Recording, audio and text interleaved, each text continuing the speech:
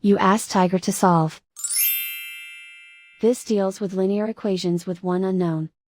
The final result is m equals -5/3. Let's solve it step by step. Group all constants on the right side of the equation.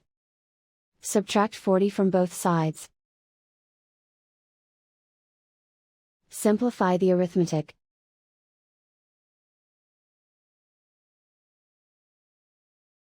Isolate the m. Divide both sides by 24. Simplify the fraction. Find the greatest common factor of the numerator and denominator. Factor out and cancel the greatest common factor. And so the final result is m equals -5/3.